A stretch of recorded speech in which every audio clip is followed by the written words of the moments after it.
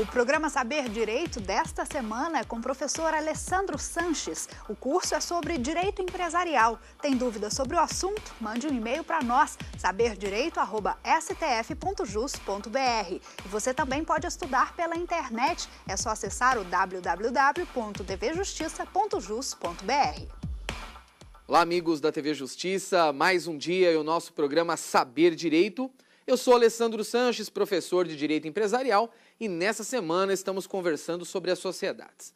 Na primeira aula, a Teoria Geral das Sociedades tratou acerca das sociedades quanto aos seus tipos, às suas espécies, separou os gêneros empresariais, simples, falou da natureza das sociedades. Na segunda aula, falamos das sociedades despersonalizadas. E agora, vamos lidar com as sociedades simples. Ao falar do tema sociedade simples, é importante considerar de início a natureza desse tipo societário.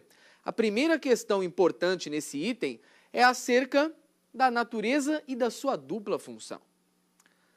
A primeira função da sociedade simples é aquela que considera a sociedade como o tipo específico dos intelectuais. E nós sabemos que existem dois gêneros de sociedades, as empresárias e os seus tipos empresariais, nome coletivo, comanditas simples e limitadas, e as sociedades simples. As sociedades simples lidam com os intelectuais de natureza artística, cantores, pintores, atores, de natureza literária, e aí estamos conversando acerca dos escritores, e também científica, os médicos, os engenheiros. Já sabemos que os advogados se afastam dessa classificação, pois a sociedade de advogados está para o Estatuto da OAB. A Lei 8.906, de 94, é que cuida do advogado e a constituição de sua sociedade. A sociedade simples, portanto, é um tipo específico para esses intelectuais, prevista entre os artigos 997 até 1038 do Código Civil. As sociedades simples, elas se apresentam mais como o tipo dos intelectuais. Ela tem dupla função no nosso Código Civil. Aliás, uma dupla função criticada, e vamos agora saber qual é a segunda função da sociedade simples, já que conhecemos a primeira. A segunda função é a função de subsidiariedade. Significa que, no momento de o intérprete, seja ele o doutrinador, mas principalmente o aplicador da interpretação, que é o juiz, no momento do intérprete perceber que há uma lacuna na lei para a solução de um determinado conflito, de um determinado litígio acerca de uma sociedade, esse intérprete, o juiz, ele precisa utilizar subsidiariamente as normas de sociedade simples. Significando que se em uma sociedade em nome coletivo, sociedade em nome coletivo que está presente no Código Civil nos artigos 1039 a 1044, se houver uma lacuna, e provavelmente haverá, porque apenas, vejam lá, estamos falando de apenas 5 dispositivos para tratar da sociedade em nome coletivo. Logo, se houver uma lacuna, o que o juiz deve fazer? Ele deve se dirigir para as regras de sociedade simples, presentes entre os artigos 997 a 1038 do Código Civil, e ali solucionar a questão. Para as comanditas simples, não é diferente. Previstas entre os artigos 1045 e 1051 do Código Civil, se o intérprete aplicador, o juiz, perceber existir uma lacuna, ele primeiro tenta resolver essa lacuna na sociedade em nome coletivo. Se não conseguir, sociedade simples. Para as limitadas, nem precisa dizer que se o contrato nada der como previsão acerca de que norma se aplica, subsidiariedade da sociedade simples. Dá para entender agora que a dupla função da sociedade simples no Código Civil tem a de oferecer regras entre os artigos 997 a 1038 do Código Civil acerca dos intelectuais formados, unidos em sociedade. Dá para compreender que nós temos uma sociedade que ela traz as regras de subsidiariedade para as sociedades empresárias. E olha que interessante, isso significa que aquelas regras que estão entre os artigos 997 e 1038 do Código Civil estão ali como se fosse uma espécie de teoria geral do direito empresarial. Preciso solucionar alguma questão sobre as sociedades empresárias no Código Civil, aonde é a fonte para que eu possa beber e encontrar lá a solução para esses problemas todos, na sociedade simples. O professor Rubens Requião faz imensa crítica a esse respeito. E a crítica tem o meu acompanhamento e de grande parte da doutrina nacional. Por quê?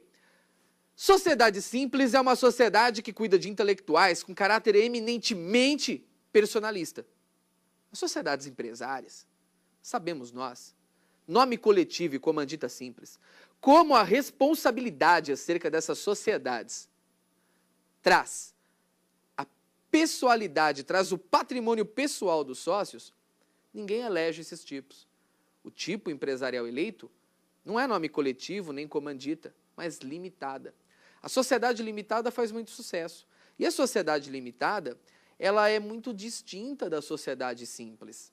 Não é correto, não me parece correto colocar normas de sociedade simples para solucionar questões acerca da sociedade limitada.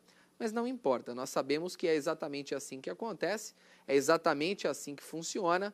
A sociedade simples em si, poucas vezes é levada a registro no órgão competente. O que acaba acontecendo é que esses dispositivos presentes aí, informados, entre o 997 e o 1038, mais são utilizados mesmo como regra de subsidiariedade. É exatamente aí que digo aos senhores todos que correto está o professor Rubens Requião, que diz o seguinte: seria melhor legislador ter construído uma teoria geral do direito empresarial para resolver questões subsidiárias e não fazer com que as normas de sociedade simples cumprissem essa função. Falado da dupla função da sociedade simples, vamos falar um pouquinho da sua Constituição. Já sabemos, se um intelectual, e nós temos de lembrar aquela regra que foi conversado acerca da nossa primeira aula, se um intelectual deseja constituir uma sociedade, e o intelectual lembra, eu sempre lembro que intelectual Alice que termina com I, artistas, literários, cientistas. Artistas, cantores, pintores, dançarinos, literários, escritores, cientistas. Estamos falando dos médicos, dos engenheiros, dos dentistas. Se esse intelectual deseja constituir uma sociedade, logo, ele vai precisar da união de pessoas, então precisa da pluralidade. É necessário a união de capital e na sociedade simples é possível contribuir com serviços. Não é necessário contribuir com bens como dinheiro ou bens suscetíveis de avaliação, como um imóvel, como um bem móvel, um veículo. É possível, sim, contribuir para essa sociedade, já que estamos falando em sociedade simples, com os serviços.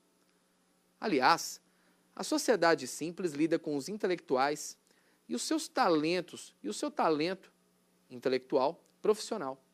Logo, em vezes, o talento de determinado profissional tem valor muito superior à contribuição em bens, já que o caráter dessa sociedade é extremamente personalista, porque o intelectual depende do seu talento.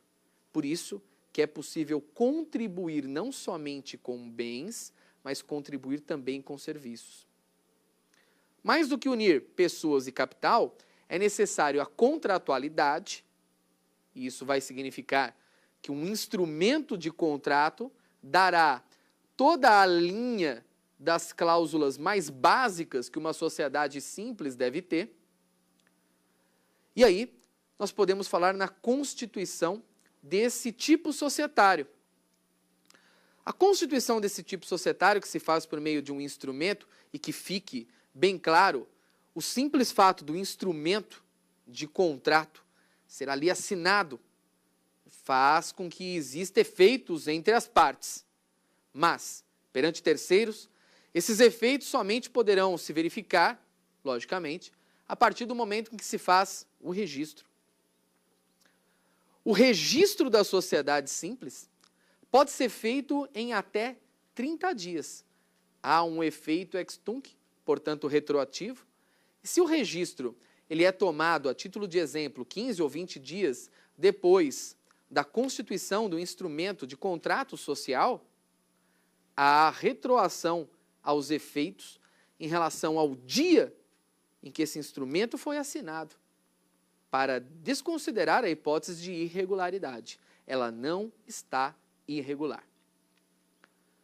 A sociedade simples, que dupla função tem, e uma delas de oferecer um tipo societário para o intelectual, é constituída, portanto, de maneira ao instrumento de contrato conseguir lá ser levado a registro em até 30 dias, sem que isso tenha qualquer inconveniente em termos de considerá-la irregular. E o órgão competente para o registro da sociedade simples é o Cartório Civil de Registro das Pessoas Jurídicas. O Cartório Civil de Registro das Pessoas Jurídicas recebe todos os instrumentos dos intelectuais e é ali que se concebe o registro para que dali por diante se considere a regularidade. Lembrando que se passar o tempo dos 30 dias, que é considerado com regra prevista entre os artigos 997 e 1038 do Código Civil, aí não tem papo. Aí a sociedade simples, esquece, não será assim considerada. Ela será considerada uma sociedade em comum. E na aula de ontem já conversamos acerca disso. Já conversamos sobre sociedade em comum, que é aquela que não registra os seus atos constitutivos no órgão competente, segundo os artigos 986 a 990 do Código Civil. Sabemos sobre sociedade simples o suficiente para conhecer as suas características mais básicas. O basicão sobre sociedade simples é agora considerado para o estudo de vocês. É exatamente aquela que tinha base no parágrafo único do artigo 966 do Código Civil. E é sempre importante considerar que a cooperativa sempre será uma sociedade simples.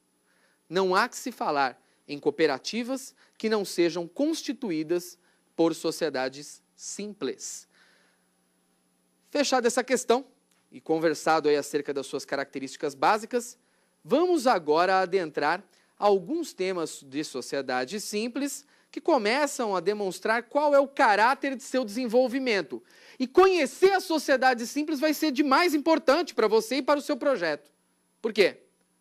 Pode ser que você jamais se utilize da sociedade simples em vista da necessidade de um cliente, em vista de uma consulta, em vista de diretamente falar dos intelectuais. Mas a sua dupla função a coloca no cenário com uma importância extrema. Por quê?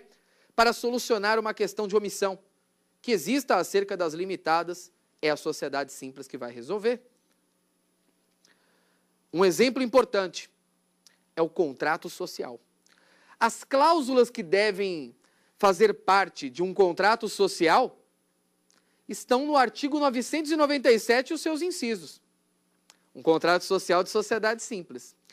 Se for iniciar uma sociedade em nome coletivo, existe algum artigo no Código Civil, lá na parte de nome coletivo, que trate a respeito das cláusulas? Não. E se não há uma lacuna, e se há uma lacuna, eu preciso aplicar alguma norma de caráter subsidiário. Eu vou aplicar a sociedade simples. Sobre comandita simples. Sobre comandita simples, eu preciso fazer o contrato de sociedade.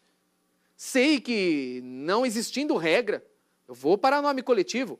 E aí, lá eu também não encontro como fazer o contrato. Tenho que seguir para a sociedade simples e montar o contrato da sociedade nessa base. Não será diferente das sociedades limitadas, que também se utilizam da sociedade simples ao se verificar o calar da legislação acerca desse tema, que está lá entre os artigos 1052 a 1087. E agora, como o nosso programa tem a magia de oferecer aí ao telespectador as perguntas dos acadêmicos de direito, que em grande parte das vezes também é a sua pergunta, aquela pergunta que está pulando aí em suas mentes, de repente ela é oferecida pelo acadêmico de direito que vai agora trazer a sua pergunta para nós e eu quero ouvir. Vamos lá. Olá, professor. Meu nome é Pedro Paulo Cardoso e a minha dúvida é: as sociedades de advogados são consideradas sociedades simples ou empresárias? Vamos lá. O Pedro quer saber da sociedade de advogados. Aliás, essa pergunta é bem interessante, porque é uma pergunta que se repete demais. A sociedade simples está como a sociedade de intelectuais. A sociedade empresária não, se afasta disso. O advogado é o intelectual, porque nós já conversamos. É aquela regra, Alice. Artistas, literários e cientistas. Os artistas são cantores, são atores. Os literários, escritores.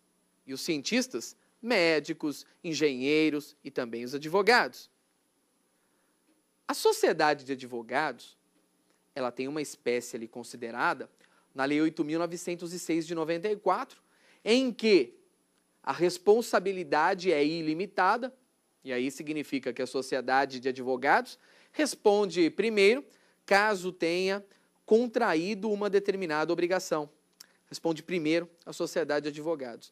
Caso a sociedade de advogados não tenha como responder isso, aí entra a figura do sócio. Aí entra a figura do sócio advogado pagando pelas obrigações, porque a responsabilidade aí é ilimitada. E tudo isso tem base nos artigos 15 a 17 da Lei 8.906 de 94.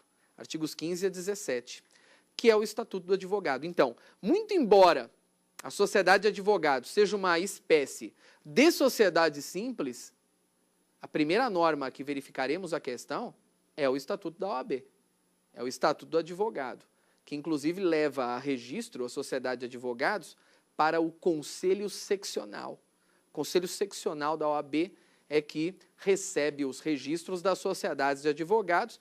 Logo, logo aí você está me assistindo aí, logo, logo aí você está formado, se já não esteja, vai constituir ou já constituiu a sua sociedade de advogados, essas dúvidas surgem, os artigos 15 e 17 resolvem a questão. Uma questão bastante importante a considerar nesse tema é a principal obrigação, principal dever do sócio, que é o compromisso que o sócio tem em contribuir para essa sociedade. E o sócio que não contribui, após ter prometido, após ter se comprometido, é chamado sócio remisso. O sócio remisso, inclusive, ele pode ser executado para que ele venha a trazer para a sociedade aquilo que ele se comprometeu e, portanto, integralizar o capital, ou seja lá como for, o serviço. O sócio remisso pode ter o seu capital diminuído e o sócio remisso ele pode ser até excluído da sociedade. Então, a principal obrigação do sócio para com a sociedade é contribuir com a sua parte. Do contrário, ele pode, de plano, ser excluído dessa sociedade. Bastante importante considerar essa questão. Dentre os direitos e essa necessidade de contribuir para a sociedade, nós vamos trazer o sócio contribuindo para que a sociedade consiga ter alguma autonomia. E aí dizer que a sociedade, quando registra os seus atos constitutivos perante o órgão competente, tem personalidade jurídica própria. Personalidade jurídica própria, distinta das pessoas dos sócios. Os sócios têm personalidade jurídica de pessoa natural, enquanto a sociedade tem personalidade jurídica de pessoa jurídica. A sociedade deve andar com as próprias pernas. A sociedade terá lá o seu patrimônio, terá autonomia para negociar, terá autonomia para, mais do que isso, participar de polo ativo, polo passivo de processos, de ações judiciais, assim como, mais do que isso, tem autonomia patrimonial, porque recebe os bens, recebe dinheiro, como disse, é bem também, é bem móvel, e recebe os serviços daqueles seus sócios para conseguir seguir naquilo que busca, que é a finalidade, o seu objeto, mais do que o lucro em acerca da atividade que desenvolve, seja ela artística, literária ou científica. Muito bem. Uma coisa que é bastante importante, o sócio necessariamente haverá de contribuir. Se ele necessariamente tem que contribuir, a esse dever existe um contraponto, que eu quero colocar aqui. É nula qualquer cláusula que estipule que um determinado sócio não vai participar dos lucros ou das perdas. Mas principalmente aqui, falar dos lucros, porque em relação às perdas, todos os demais sócios desejam que aquele determinado sujeito participe. Já sobre os lucros, nós sabemos que não é sempre assim. Se falei aqui a mais importante obrigação do sócio para com essa sociedade e o seu direito, talvez dos mais importantes, receber os lucros, pois isso faz parte da essência da sociedade, aqui me cabe falar agora de um terceiro tema, logo depois dessa pergunta que nós respondemos, que é em relação à vontade da sociedade. A sociedade, ela é uma pessoa fictícia, chamada de pessoa moral. Sabemos que, inclusive, existe uma teoria que explica a sociedade, que vai dizer que ela é uma ficção. Uma outra teoria vai dizer que a sociedade é real quanto nós somos, o que é incorreto. Correto mesmo é a teoria da realidade técnica, que ela vai dizer que, ao mesmo tempo que a empresa é uma ficção, porque ela precisa de alguém que tome os atos por si, a empresa toma muitos atos da realidade, como nós, seres humanos, a empresa contrata e aí por diante. A sociedade, nesse caso, não é empresária, é simples, contrata também. E aí, é importante considerar aqui uma questão. A vontade da sociedade, ela é expressa por qual modo? Já que, num determinado termo, ela é uma pessoa moral, ela é existente no campo das ideias. Ela não é uma pessoa natural como nós. Se atentando a isso, a vontade da sociedade foi estudada pela doutrina do professor Pontes de Miranda. O professor Pontes de Miranda diz o seguinte: realmente a sociedade é uma pessoa moral e ela não pode tomar os atos por si só. Ela precisa que alguém o faça em seu nome. Aí vem aquela coisa em nossas mentes. Então ela precisa de um representante. Não. Representante nós sabemos muito bem. O representante tem o condão de tomar determinados atos para aquele sujeito que não tem condição de fazê-lo, como é o caso do incapaz, por uma interdição, ou então um menor. Sabemos que também o enfermo. A sociedade não está nesse grupo, ela não se trata de nenhuma espécie de incapaz. Por isso, Pontes de Miranda, tamanha felicidade, diz o seguinte: a sociedade expressa sua vontade por meio da figura do sócio administrador ou administrador não sócio, seja lá como for. Esse sujeito toma o ato e naquele ato ele é a própria sociedade, ele não está tomando o ato por si. Portanto, ele não é um representante, ele é um presentante. É essa a felicidade de Pontes de Miranda a tratar o tema. O administrador, a assembleia, toma os atos pela sociedade e naquele momento são a própria sociedade. E quais são os itens mais importantes acerca desse tema, de tamanha relevância? Os itens mais importantes estão em saber a vontade da sociedade em vista de seu órgão de deliberação e conhecer também a vontade da sociedade em relação ao administrador. Os sócios deliberam acerca daqueles temas de maior relevância, os temas considerados essenciais para uma sociedade. É necessário a deliberação. A deliberação que, na sociedade simples, num estudo que leva em conta os artigos 999 e 1010 do Código Civil, demonstram que a regra é pela maioria representativa do capital social. A maioria do capital representativa, então cotas que representem a maioria do capital social, traz a regra de deliberação para a sociedade simples. Isso vai significar, naturalmente, o que chamamos de maioria absoluta. Lembrando que, em outras e outras hipóteses, se tem o quesito deliberativo unanimidade. E aí, para a entrada de sócio na sociedade simples, unanimidade. Entre outras hipóteses mais. Quando não estivermos ali diante da unanimidade e quando não for previsto quórum diferente, vamos falar em maioria absoluta, que são cotas que possam representar o capital social. Chegando à metade da representação do capital e não à metade dos presentes, nós temos a maioria absoluta. Essa é a regra presente principalmente no artigo 1010 do Código Civil, que consegue expressar a vontade da sociedade simples. Veja lá que o duplo caráter da sociedade simples vai demonstrar que essa regra ela é utilizada pelos intelectuais que se interessam por iniciar, por constituir, por originar uma sociedade simples e muito pouco por aqueles que vão se utilizar dessa regra de modo subsidiário. Por quê? Porque as sociedades empresárias são aquelas, nome coletivo, comandita e limitadas. Nome coletivo e comandita pouco se utiliza e as limitadas possuem regras a respeito desse tema, do tema deliberação. Bacana lá. A deliberação e os temas essenciais, considerados da maior relevância, deve se dar com esse formato, maioria do capital e unanimidade para outros temas, mas sabemos que existem situações, existem pontos que não podem esperar uma deliberação, não podem esperar que os sócios possam se reunir com data para poder dar a solução. Existem pontos de menor relevância, de maior urgência, que são do cotidiano e que são do dia a dia da sociedade.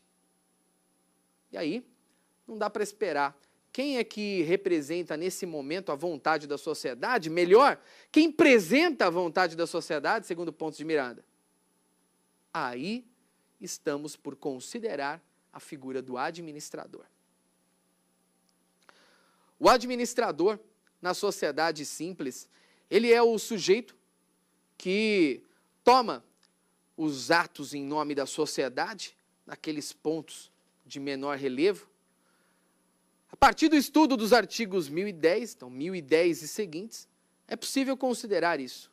A partir do 1010 e seguintes do Código Civil, se verifica que o administrador é aquele sujeito que deve zelar e ter muito cuidado, muito zelo, muito cuidado com a sociedade simples. O administrador, ele responde perante terceiros? Ou já que ele é a própria sociedade no ato, quem responde em nome dele é a sociedade? Primeira questão a considerar é uma regra básica da responsabilidade civil. O administrador responde sim perante terceiros, principalmente quando nós estamos por considerar a culpa ou o dolo. Se não houver culpa, se não houver dolo, significa que o ato é regular da gestão e sabemos que, já que esse sujeito é o administrador, o próprio ato regular de gestão, ele traz um risco da possibilidade da consideração de alguma espécie de prejuízo. Em não havendo culpa, em não havendo dolo, esse risco será assumido por quem? Pela sociedade.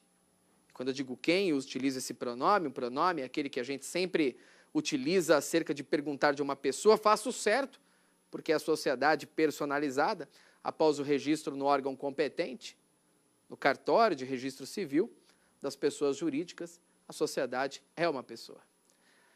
É a sociedade que deve responder se o ato for regular de gestão.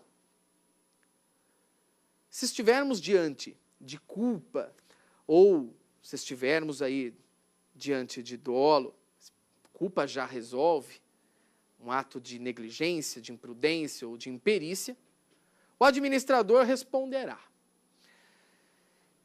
E o Código Civil mais adiante, no parágrafo 2º do artigo 1013 do Código Civil, impõe mais. Ele vai dizer o seguinte modo: se esse administrador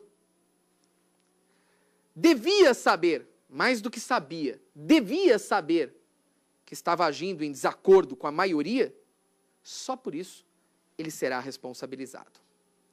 Então, perdas e danos, parágrafo 2º, artigo 1013 do Código Civil.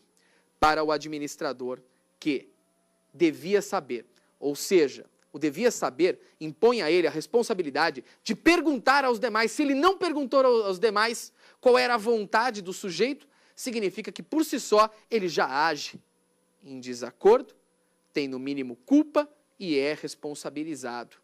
A sociedade arca perante o terceiro, é a regra, para que, logicamente, depois, caso queira, possa ajuizar uma ação contra esse administrador, que pode ou não ser sócio. E agora, vamos parar mais um pouquinho aí para conversar aí com nossos acadêmicos de direito, saber o que eles estão pensando, o que estão perguntando. Vamos lá? Dá uma olhadinha aí. Olá, professor. Meu nome é Daniele Cristina e minha dúvida é: as sociedades simples que escolhem uma forma de limitada podem se utilizar de nome fantasia na formação do nome empresarial? Bacana, bacana, bacana. Daniele vai perguntar da sociedade simples que escolhe a forma de limitada. É uma coisa bem interessante, né? Quando nós falamos em sociedade simples, a primeira coisa que deve levar em consideração é a seguinte. Bom, existem sociedades empresárias de um lado, sociedades simples de outro. E muitos pensam assim, a sociedade simples, ela tem as suas regras, presentes entre os artigos 997 e 1038 do Código Civil e ponto final. E esquecem de uma coisa, a sociedade simples, ela pode se utilizar dos tipos empresariais. Olha que interessante, pode existir uma sociedade simples, em nome coletivo, uma sociedade simples, em comandita simples, ou uma sociedade simples limitada. Ou seja, há uma sociedade simples pura, e aí utiliza as regras do 997 até o 1038. E há sociedades simples tipificadas. A sociedade simples em nome coletivo, a gente sabe que ninguém vai escolher, né, gente? Porque não adianta nada escolher esse tipo societário, porque os sócios não conseguem proteger o seu patrimônio. Na sociedade em nome coletivo, primeiro vão responder lá, aliás, primeiro responde a sociedade, em seguida respondem os sócios. Na comandita simples tem alguém que responde. A limitada já é interessante. Então, o intelectual, ele pode se constituir perante uma sociedade simples limitada. E a pergunta que deve ficar, é lógico, é se nessa sociedade simples limitada, o sujeito pode usar um elemento fantasia na construção do nome empresarial. Achei pergunta aí fantástica, maravilhosa. E por que tão boa pergunta? Pelo seguinte, gente. Quando a gente fala em nome empresarial é aquilo que vai no registro. Então, lá no instrumento de contrato social, o sujeito põe o nome empresarial e leva depois o ato constitutivo a registro no órgão competente. Lá vai o nome empresarial. Existe uma regra. Se a sociedade tem característica de responsabilidade ilimitada, não tem limitação, avança nos bens dos sócios, ela geralmente usa o quê? Firma, que é a utilização de pelo menos um nome, de pelo menos um sócio, na formação do nome empresarial. Não pode usar elemento fantasia na formação do nome. No meu caso, por exemplo, a sociedade deveria chamar Alessandro Sanches, lanchonete, sei lá, se a responsabilidade é ilimitada. Já se a responsabilidade é limitada, aí eu posso colocar o nome que eu desejar. Eu posso colocar lá Alfa LTDA, eu posso colocar Beta LTDA, ABC LTDA, algodão doce, sei lá, o que eu quiser. Eu posso usar um nome abstrato, eu posso usar um nome fantasia na própria formação do nome empresarial. Bom, se a sociedade simples pode adotar a espécie limitada, ela, nesse caso, pode usar, sim, o que nós chamamos de denominação.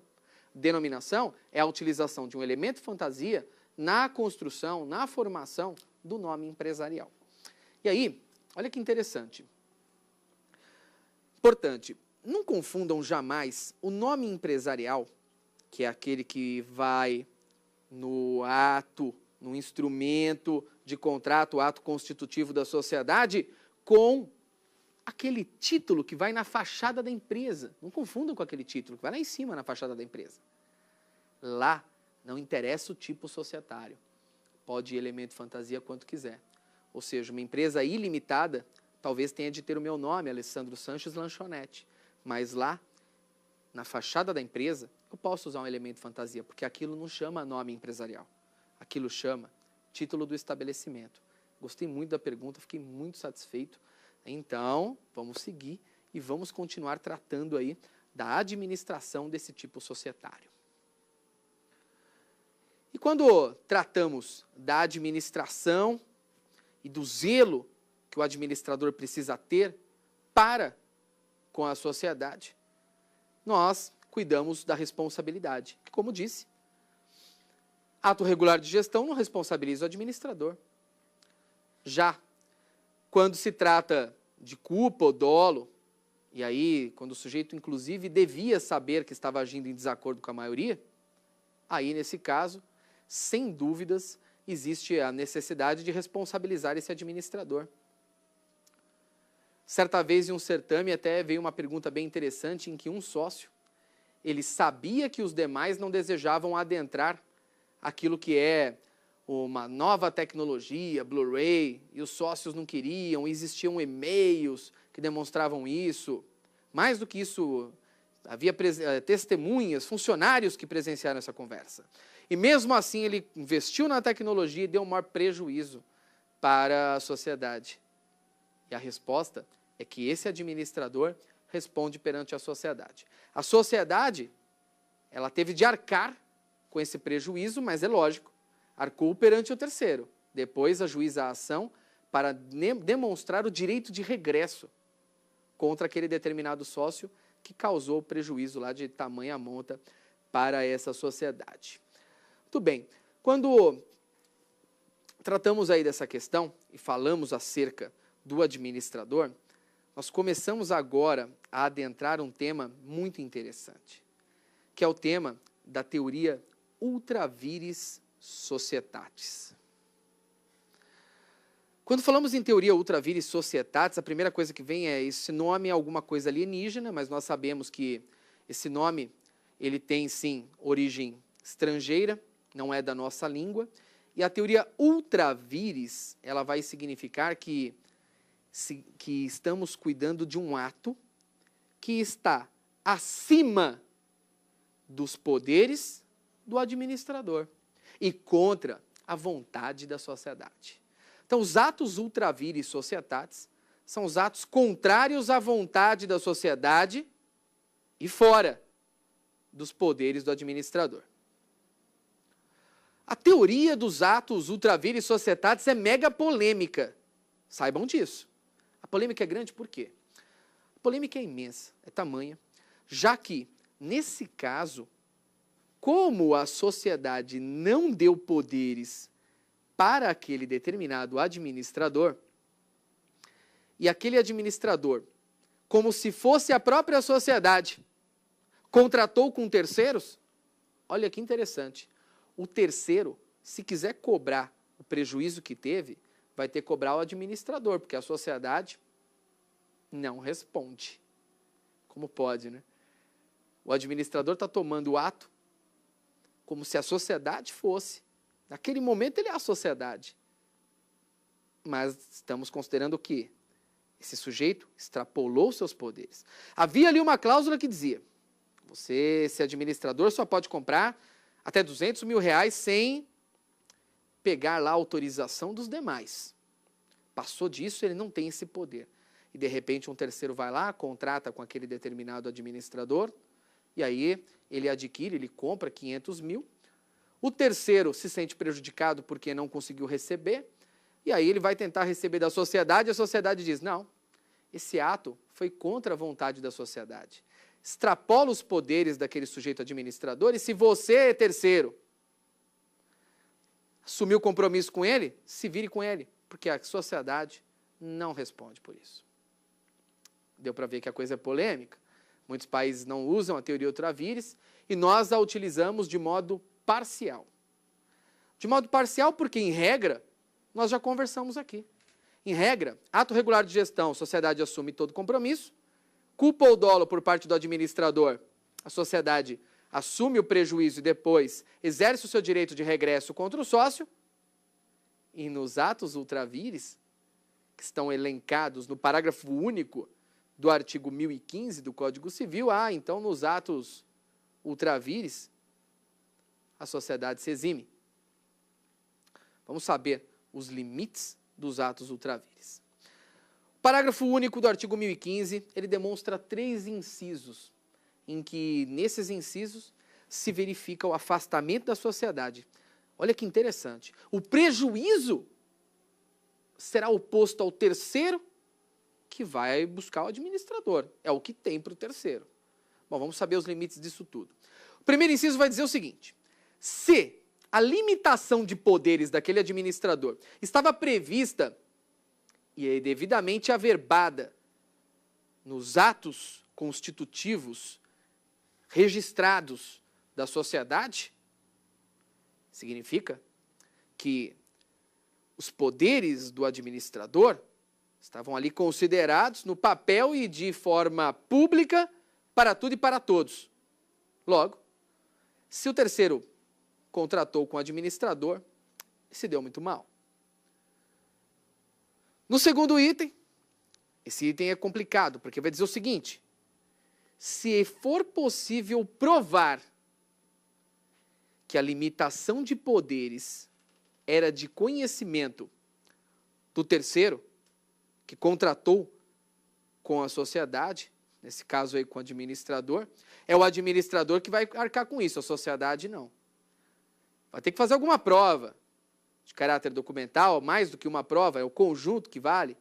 Vai ter que mostrar documentos, inspeção, perícia, sei lá, testemunhas, principalmente documentos e testemunhas, para conseguir fazer a demonstração de que aquele terceiro sabia que aquele sujeito administrador não podia contratar pela sociedade, não podia comprar mais de 200 mil, porque ele não tinha autorização para tanto, ele não tinha poder para tanto. Esse é o inciso 2. Então, os 2 primeiros incisos: 1, tornou público o ato; 2, era conhecido do terceiro, existe prova de que o terceiro sabia que aquele administrador não possuía os poderes. E 3, quando o objeto transacionado for evidentemente estranho aos negócios. Eu entendo porque o legislador, eu entendo muito bem, o legislador resolveu escrever evidentemente estranho aos negócios da sociedade. Por quê? Se uma rede de ensino compra ar-condicionado, é estranho ao objeto, que é o serviço educacional. Mas não é evidentemente estranho, porque se existirem lá 100 salas de aula e todos aqueles aparelhos de ar-condicionado foram ali comprados para esse fim, está tudo tranquilo. Uma distribuidora de veículos, de repente, compra 4 ou 5 veículos de uma outra marca e coloca os veículos ali parados que podem ser utilizados para quem? Para a figura dos diretores. Tem uma finalidade estranha ao objeto, que é receber do fabricante e vender. Naquele caso, os diretores vão se utilizar daquilo, a finalidade é outra, mas não é evidentemente estranho aos negócios da sociedade. E assim sucessivamente, é muito difícil entender que algo seja evidentemente estranho aos negócios da sociedade. Agora, quando se verifica a regularidade de um ato sendo tomado em relação a alguém que tem uma outra atividade e esse ato até prevalece sobre essa atividade, é aí que a gente começa a evidenciar a estranheza em relação aos negócios da sociedade. A teoria que vai dizer o seguinte: o simples fato de falar em conhecer que o terceiro não tinha poder, que aquilo fazia parte do registro da sociedade, ou mesmo era evidentemente estranho, não devia dar aso à teoria ultravires. Devia, sim, haver mais do que isso: a má-fé evidenciada. Eu sou dessa doutrina. Me parece que a sociedade é que tem que arcar com esse tipo administrador que extrapola os poderes. Depois a juização. Mas, vamos lá, esse entendimento não pega nos nossos tribunais superiores. Logo, a teoria ultravires, sim, ela é aplicada independentemente da má-fé nesses 3 itens. Nos itens que são incisos 1, 2 e 3 do parágrafo único do artigo 15. É sempre muito importante considerar, é sempre muito importante lembrar que, no caso, a teoria da aparência é aplicada para relativizar ainda mais a teoria ultra vires, ou seja, contratou no ambiente da sociedade, não pode aplicar a teoria ultra vires, porque aparentava que o sujeito tinha poderes. A empresa tem um objeto que atende em domicílio, mesma coisa, aparenta que o sujeito tem poderes. E figura do consumidor não dá para aplicar a teoria ultra vires porque ele é vulnerável e protegido por legislação específica. Vamos lá agora saber a respeito de mais uma pergunta. Vamos lá, acadêmico de direito perguntando.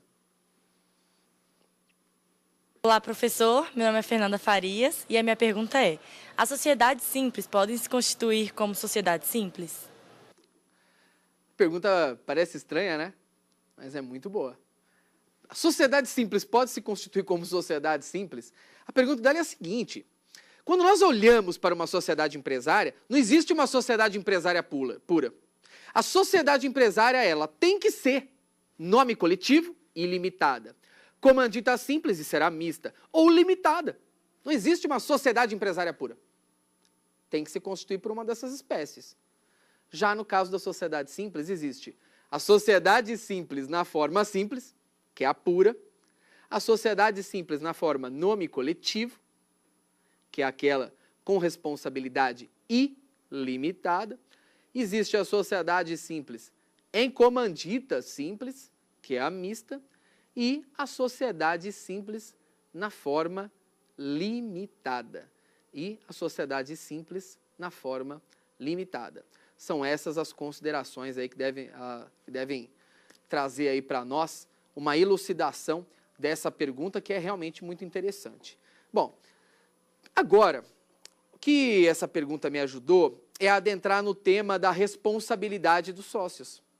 Nós já sabemos que a sociedade simples, ela pode ser pura. Vamos falar um pouquinho disso? A sociedade simples pura, ela tem base, quesito responsabilidade, nos artigos 1023 e 1024. E nas aulas anteriores, nós já conversamos que o que distingue uma sociedade de outra é conhecer bem a responsabilidade.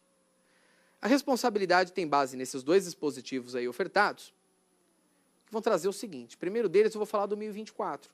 Que o 1024 fala que a responsabilidade ela é ilimitada, significando que a sociedade responde primeiro e os sócios respondem depois. E o 1023 ajuda a dizer o seguinte, que os sócios, eles têm uma responsabilidade entre si que é proporcional. Vamos imaginar o seguinte, cada sócio entrou numa sociedade e colocou lá o seu capital, vamos imaginar assim, 10 mil reais. Cada um colocou 10 mil reais, 10 mil, 10 mil, 10 mil. Só que a sociedade fez uma dívida muito maior. A sociedade fez a dívida 300 mil. Na hora de cobrar a sociedade, não foi possível encontrar patrimônio, vamos avançar nos sócios. Para avançar nos sócios tem que ser proporcional. Cada um tem 1/3 da sociedade. Então vamos 100 mil para cada sócio e assim a gente vai considerar a responsabilidade em relação a cada um desses sujeitos. O dispositivo presente no artigo 1023 e mais do que isso, os dispositivos presentes no 997 em diante, bem no comecinho lá, demonstram que, caso queiram, os sócios podem sim estabelecer solidariedade entre si. Eles podem colocar isso como cláusula contratual. O que significa estabelecer solidariedade? Gente, solidariedade significa uma única coisa, eu posso cobrar a dívida inteira de um ou de outro. Ou seja, eu posso cobrar 300 mil do sócio A, posso cobrar 300 mil do sócio B, ou ainda posso cobrar 300 mil do sócio C. Não é essa a regra é outra. A regra do 1023 vai dizer o quê? É proporcional às suas cotas a responsabilidade dos sócios. Primeiro cobra a sociedade sim, porque é uma ilimitação, não há limitação alguma. Na hora de avançar nos bens pessoais dos sócios, vamos avançar proporcionalmente em relação a cada um. 1/3, 1/3, 1/3.